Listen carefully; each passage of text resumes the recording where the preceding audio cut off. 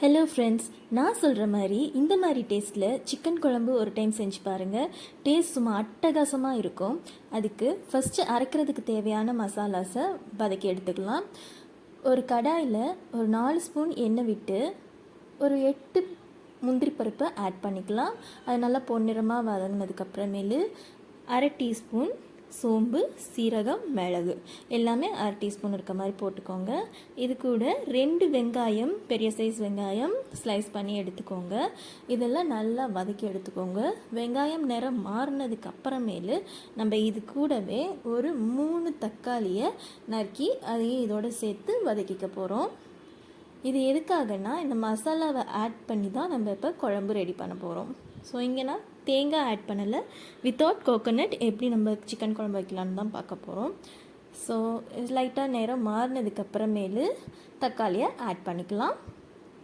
ஏதோ ஓரமாக வச்சுருங்க, நல்லா ஆறட்டும். ஆறினதுக்கப்புறமே அரைச்சிக்கலாம்.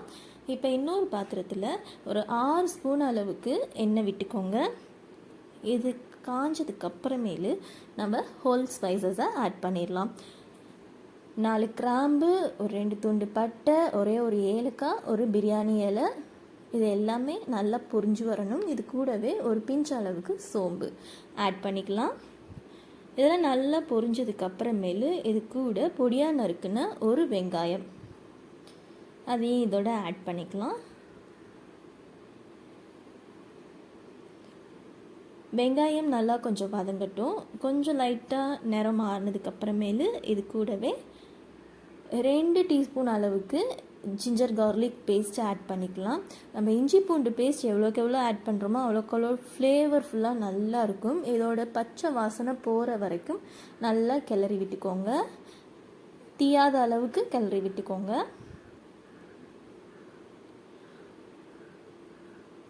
பச்சை வாசனை போனதுக்கப்புறம் இது கூடவே ஒரு தக்காளி, கருவேப்பிலை கொஞ்சம், இதெல்லாமே ஆட் பண்ணி நல்லா கிளறி விட்டுக்கோங்க.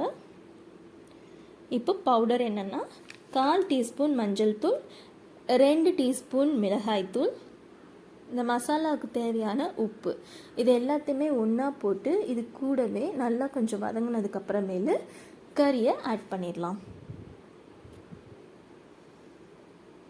சிக்கனை ஃபுல்லாக ஆட் பண்ணி நல்லா பரட்டி விட்டுருங்க. அந்த மசாலா ஃபுல்லாக கோட் ஆகிடும்.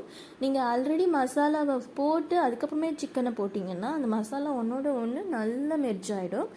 சிக்கனை அப்படியே வேக வச்சிடலாம். ஒரு 10 நிமிஷம் வேகிற கேப்பில் நம்ம தனியாக அரைக்கிறதுக்காக எடுத்து வச்ச மசாலாவை அரைச்சி எடுத்துக்கலாம். 10 மினிட்ஸ் கழித்து நீங்கள் பார்த்தீங்கன்னா சிக்கன் நல்லா குக் ஆகிருக்கும். ஒரு 3/4 பதத்துக்கு வந்ததுக்கப்புறம் இந்த மசாலாவை அரைச்ச மசாலாவை ஊற்றிட்டு இது கூடவே ஒரு 5 teaspoon of chicken masala add பண்ணிவிட்டு அதுக்கு தேவையான அளவு கல்லுப்பு ஆட் பண்ணிக்கிறோம். உங்கள் குழம்புக்கு எந்த அளவுக்கு தண்ணி தேவைப்படுதோ நீங்கள் தண்ணியாட்டம் வேணும்னா இன்னும் கொஞ்சம் தண்ணி ஆட் பண்ணிக்கலாம். நம்ம முந்திரி பருப்பு ஆட் பண்ணிக்கிறதுனால திக்காக தான் இருக்கும். ஸோ இந்த திக்னஸ் இருந்தால் போதுன்ற அளவுக்கு இருந்துச்சுன்னா போதும், அதோடைய விட்டுருங்க. இது நல்லா சுண்ட வச்சிங்கனாலும் உங்களுக்கு திக்காக வந்துடும். லாஸ்ட்டாக உப்பு எவ்வளோ கரெக்டாக இருக்கா இல்லையான்றதை செக் பண்ணிவிட்டு நல்லா கொதி வந்ததுக்கப்புறமேலு கொத்தமல்லி தலையை தூவிட்டு இறக்கி விட்டுடலாம். இப்போது ரொம்பவே டேஸ்டியான சிம்பிளான சிக்கன் குழம்பு ரெடி ஆகிடுச்சு. இதை நீங்கள் சாப்பாடோடு வச்சு சாப்பிட்றப்ப சுட சுட செம்ம டேஸ்ட்டாக அல்டிமேட்டாக இருக்கும்.